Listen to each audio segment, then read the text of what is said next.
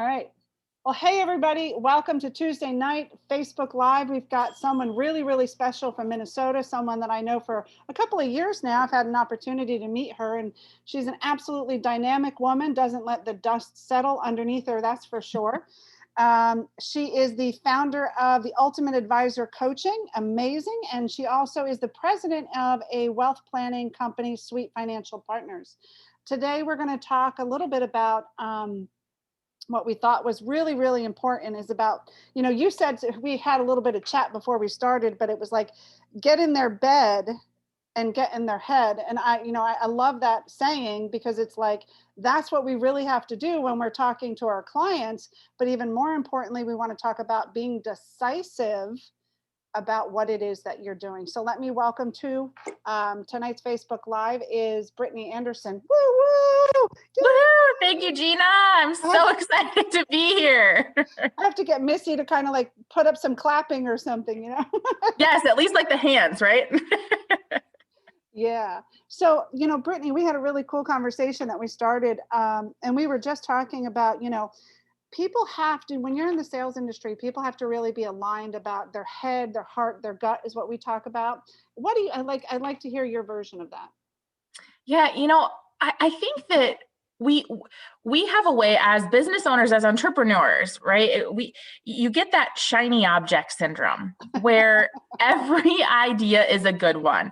And it's really, really easy to fall into that trap of kind of wondering like, well, here's this opportunity. And then there's this one over here. And then maybe there's this one over here.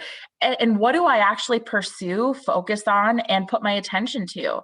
And, I think so often, or all too often, I guess I should say, is people end up going after, like, what's the biggest bang for my buck, right? Like, what's going to get me the immediate result? And sometimes without going, and I love that, Gina, what you said, like your head, your heart, and your gut. Mm-hmm. If those three things don't align, I think what happens is you end up producing short-term results versus the long game and being focused on what's really going to be fulfilling, what's going to fill your cup, and how can you actually get into something that helps you serve at your highest level. So that's what I immediately think about is, if that alignment, if even one of those things is off, usually that means you should turn around and run, right? Because it's not going to be that big fulfillment on the other end. Well, yeah, and that short term is like it's temporary satisfaction. It makes you feel good in the moment, but then, in a day or two or a week or whatever, you're back to doing the same thing, and then you're back to chasing customers instead of looking at the quantity of people. How do we get to the quality of people? And there's so many, you and I could probably have a ton of conversations around the quality of people and pre-qualifying and marketing. Amen. And all of that stuff. But even more importantly, for those that, have a good marketing plan, they may be good at sales, but they're leaving like thousands of dollars on the table. And, it's always interesting because people will reach out to help. I'm sure you have the same thing where they'll reach out and they need some help, and you have a great fit for something that 100% you're confident that you can help them. And then all of a sudden it's like, let's go through the objections. Well, I have to talk to my wife. I know I need a wife to run things by. My husband doesn't care. Or, all right, well, I don't have the time. Yeah. And then, so there's all these different objections or excuses, whatever you want to call it, that not only, as financial advisors, as insurance brokers, as realtors, whatever, whatever sales industry, multi-level marketers, whatever sales industry that they're in, they come up against this, and then their client, that particular client that they know that can help, doesn't take any action.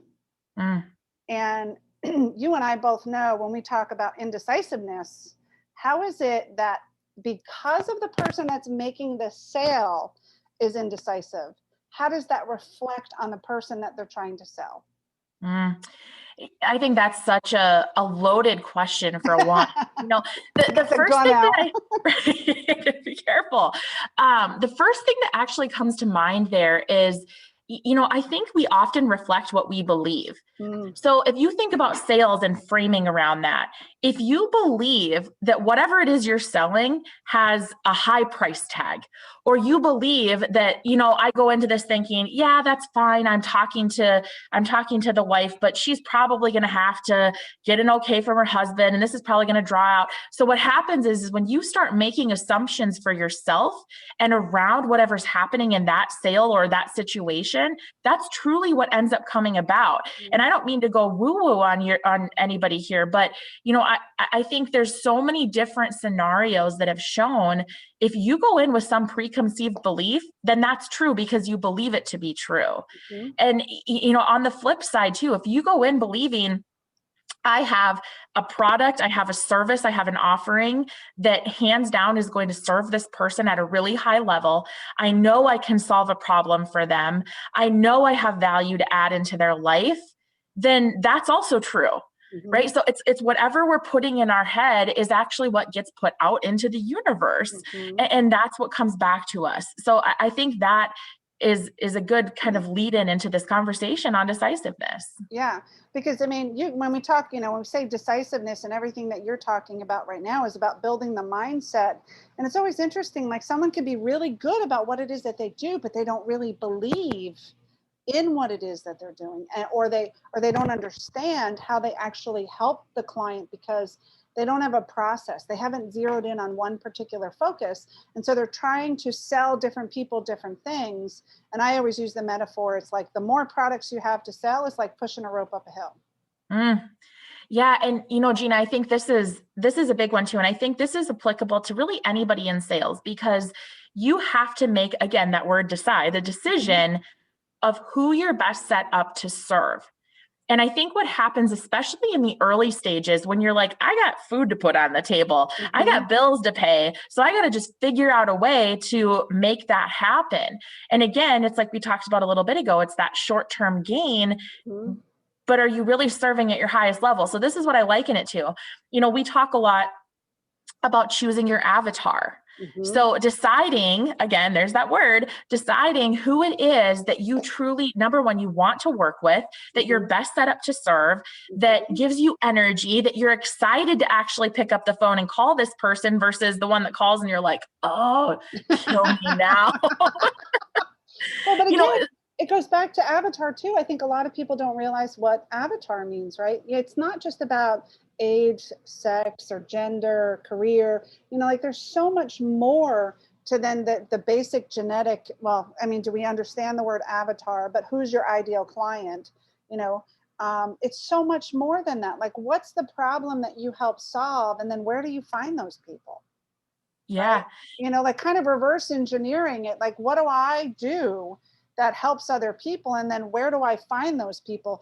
And so often people will like give me a copy of a brochure and say, like, what do you think? And I look at it and there's like 16 different things on it. I'm like, and how many people do you have on your team? It's like, oh, we got 2. Like, how does that work? It's impossible. But it gives people, it's amazing how much anxiety people will get over just one audience. That's it. Like literally give anxiety over it. But, changing the mindset and getting decisive, like drawing a line in the sand and saying, okay, I know I have this particular one product. And I can give a really good example about this. One of the insurance guys that we worked with, he was doing P&C, right? All property casualty stuff. But one of the things that he loved and he was passionate about was trucking insurance. Well, there's huge amount of money in trucking insurance, but yet he kept working on P&C and like anybody that came through the door. So how many of those people were like just, time takers, and they want information and never really going anywhere? So he would try to like 20, 30 policies a month. When he came to realize, if I just focus on this one thing, he got decisive about, I love the truck industry. I know I can help serve their problem. I know I have a great product. Here it's 5 policies a month, 4 policies a month. He's met his goal for the month. And then all of a sudden it's, oh, you know what? You've done so good by me. Can you write my auto? Can you write my homeowners? Could you write? But instead, nobody wants to get decisive on things that are really going to be powerful. And I think too, I kept thinking about as you were talking and giving that scenario, because I think that's the perfect picture of the reality of when you make a decision, especially around who you serve and who you actually want to sell to, about that law of attraction, right? So that attract and repel. And I think a lot of times what happens is if you don't decide who it is you want to serve, you end up attracting everybody. And I think sometimes what happens then is, I think a part of sales training, you go through like the art of saying no, right? How do you say no to somebody? And that's hard, right? It's hard to look at somebody and be like, yeah, you're not my ideal client. Number one, because that's a paycheck walking away. But number two, because you don't want them to have a bad taste in their mouth either. So a lot of times what happens is we just get into that yes game. So I think, and you brought up a good point a little bit ago too, Gina, about the avatar and how it's so much deeper than, I'll use this example. So we work a lot with financial advisors, and you'll ask the question of a financial advisor, well, who do you serve? And so often you're like, well, everybody essentially, but it'll be like, well, retirees and pre-retirees. And you're like, okay, that literally covers like every single human at some point in time in their life. So what does that mean? And I think people, again, getting clear, like when we go through these exercises, like I want you to tell me, what is that avatar's name? What car do they drive? Are they married or not? Do they have kids? Do they have grandkids? Where did they go to school? What did they do in their free time? Like that's the granularly clear decision that you've got to make in order to do that attract and repel. Because again, you want people to come to you because you're known for serving this one target demographic. You don't want people to come to you just because you're a generalist. And we can think about, it's like think about it like this.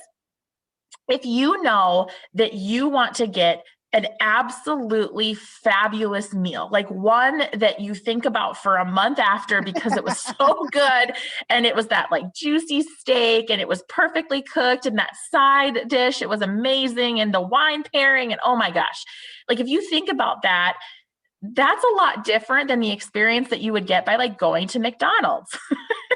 The generalist approach, you go to McDonald's and pretty much everybody could find, now they even serve salad. Is it going to be anything that's going to give you a bunch of nutrients? No, but it serves everybody.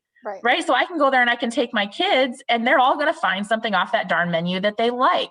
But this place over here that only serves the best steak in the county or in the state, that's going to attract a different type of audience or a different type of customer. And it's the same thing. It's like, do you want to be, I hate to use this term because I'm not meaning it derogatory, but do you want to be the McDonald's or do you want to be the fine steak?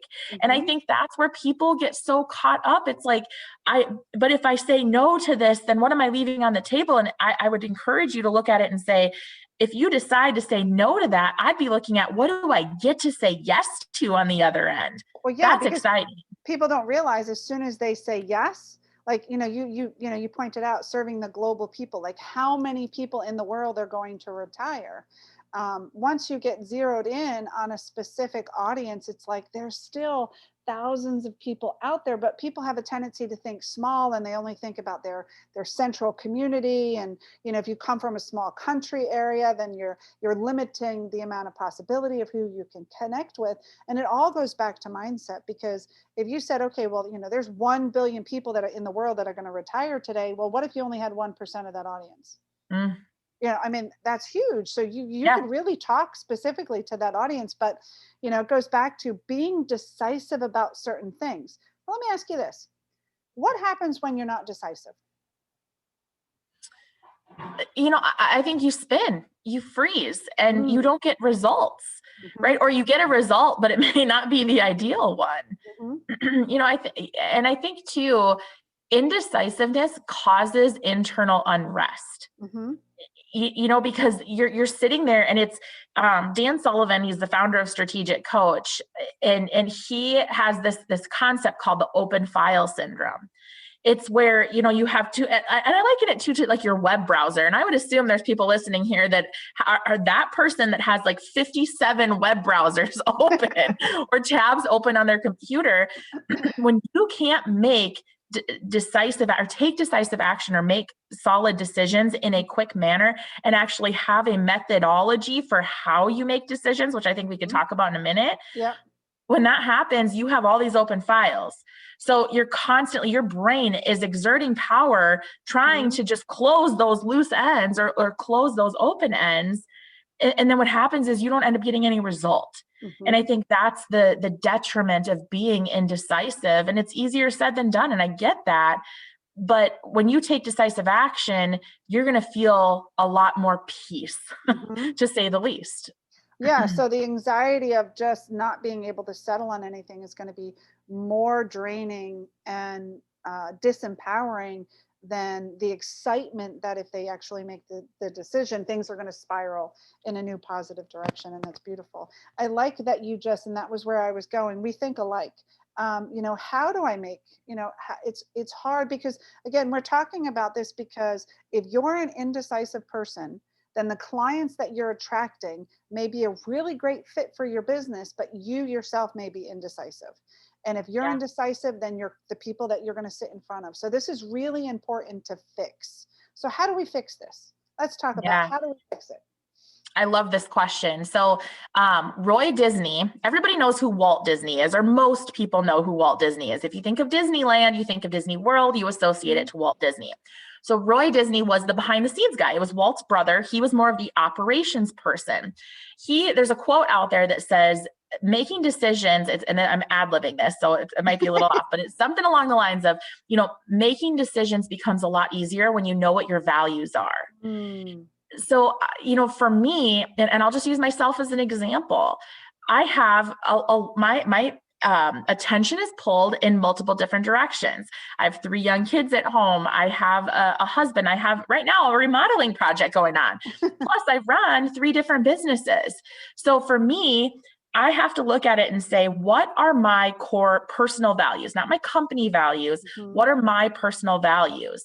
If I can't check the box on all of those saying, does this align with what my personal value system is? Then I can't pursue it.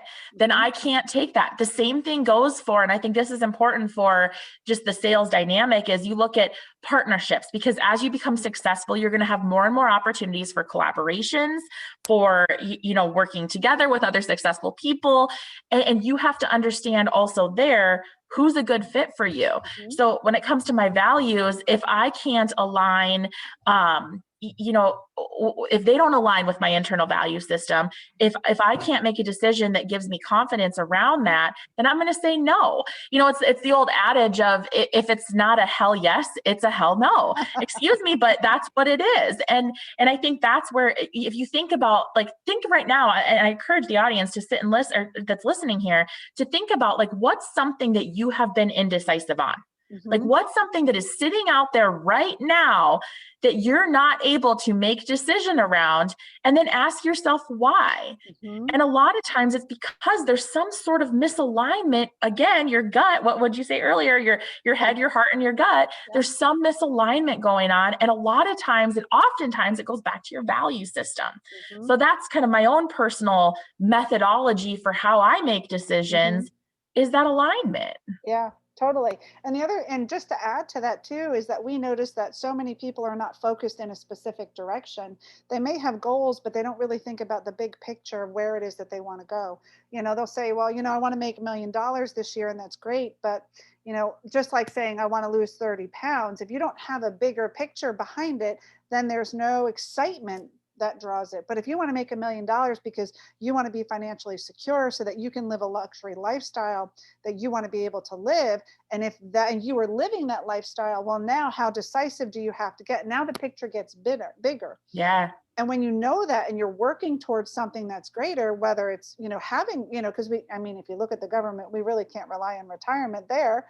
So you have to create your own retirement, and when you're in the sales industry, and you may have to put $5 million into, or $10 million into a retirement plan. Well, now I'm working towards something, and then every decision that you're making is based on your values as an individual. But is this in alignment with where I'm going?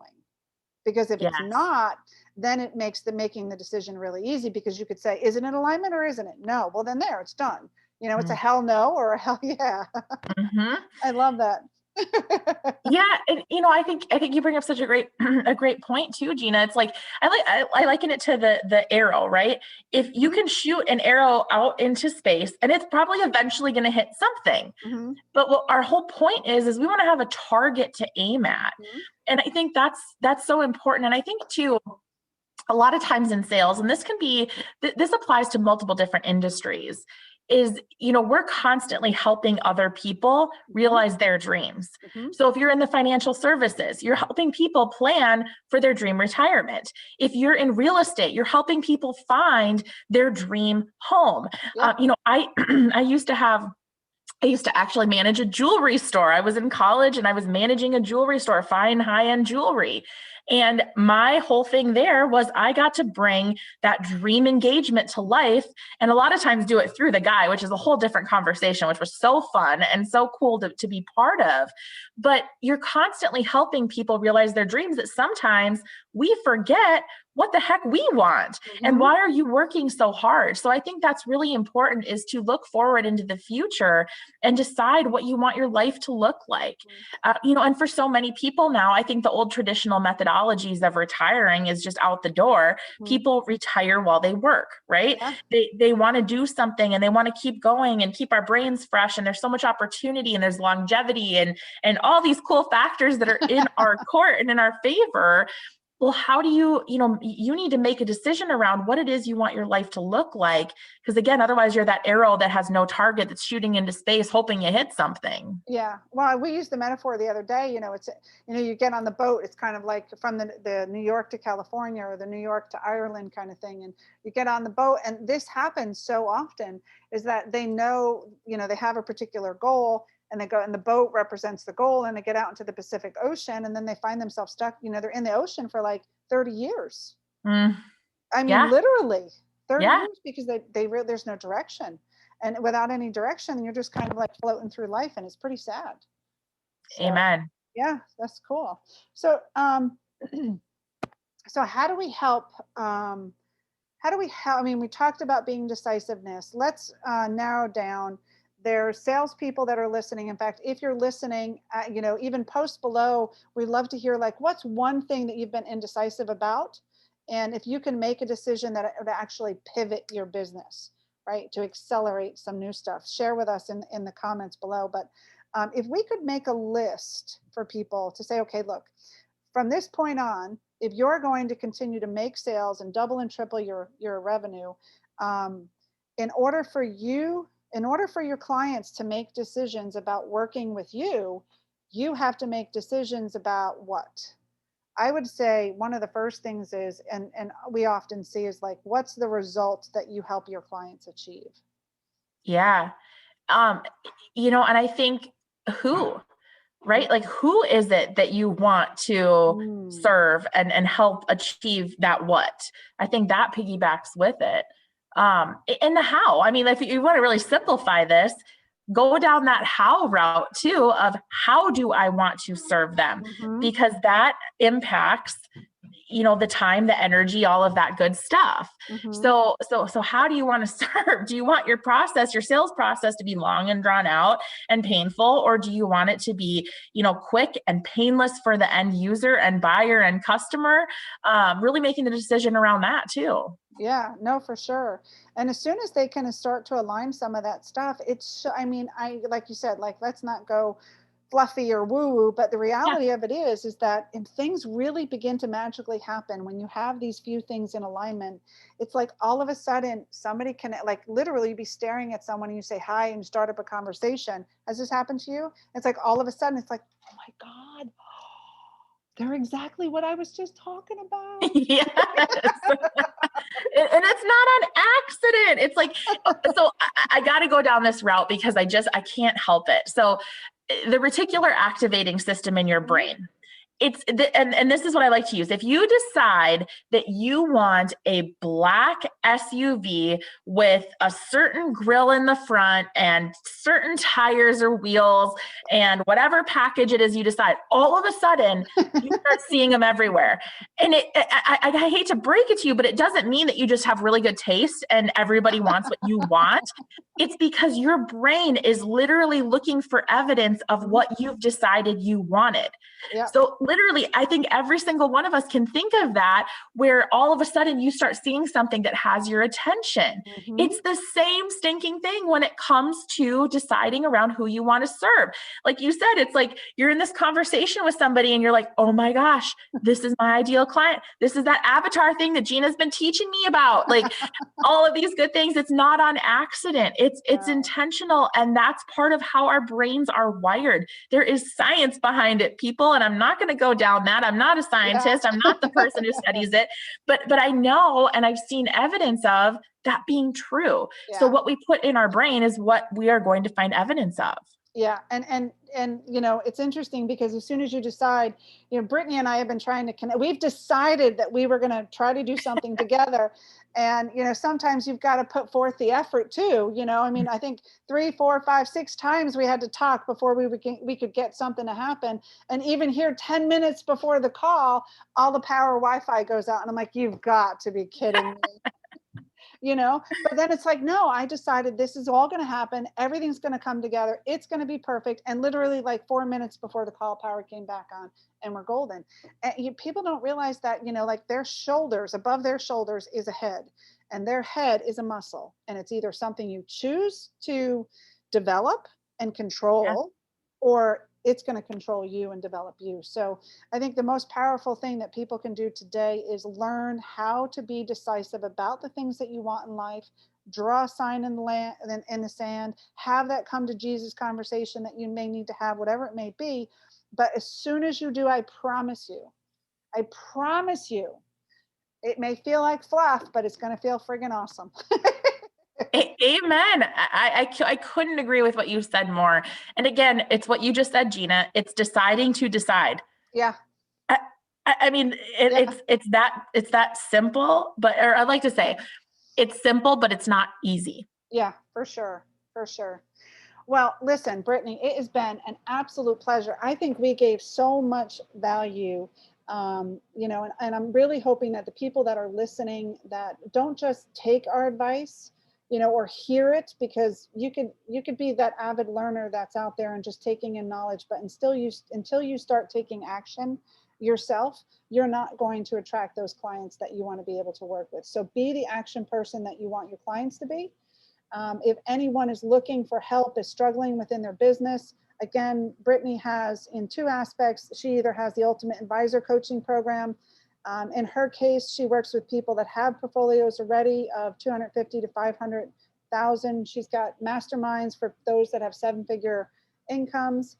And then also, as far as the wealth planning, she's the president of Sweet Financial Partners. She'd be happy to have a conversation with anyone that, you can private message her. We'll have one of the team members put a link below so that you can find her. You know how to find me. I'm here. But, if you're really struggling, for sure, send us a private message. Let us be able to help you. Reach out, use your resources that are here, invest in yourself, because I'm telling you that investment is going to give us your greatest return. Absolutely. I couldn't agree with you more, Gina. Thank you for having me. This has been great conversation. Make it a wonderful evening. Yeah, absolutely. Well, everyone, we'll see you next Tuesday on the Facebook Live. And I hope that this brings a whole lot of value to you and you have an awesome week this week.